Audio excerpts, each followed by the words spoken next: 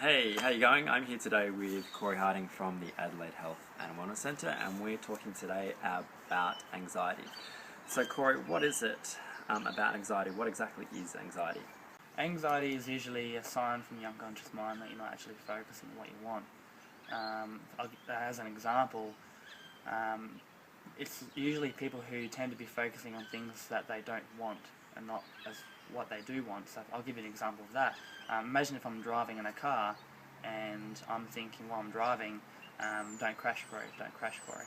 And the key words that my unconscious mind will take in is crash, Corey, like the crash part. So instead, focusing what you do want basically would be drive safe, Corey, drive safe, Corey, drive safe, Corey. And therefore the body isn't disharmed within the body thinking that it's going to be harmed or in threat later on in life. Okay, so that's a little bit about what anxiety actually is. Now Corey, why is it that people feel anxious then? There are many reasons why someone would feel anxious. Usually the first thing I look at is what they're eating. A lot of people are relying on stimulants such as coffee and sugar, and these substances are usually quite harsh on the digestive system, and a lot of the anxiety is usually felt around this area. So when you're eating things such as coffee or any other type of stimulant, it usually raises your blood sugar levels and then brings it down to a crash, and that usually creates quite an anxious feeling within the body, and also disrupts the chemistry in the brain.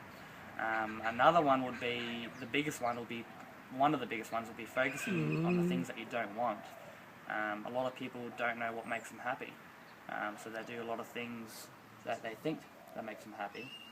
So one of my favourite sayings in this is, where focus goes, energy flows. So if you focus on things that you don't want, then usually people get what they don't want. If you focus on the things that you do want, then generally the anxiety goes away and you start having things work for you.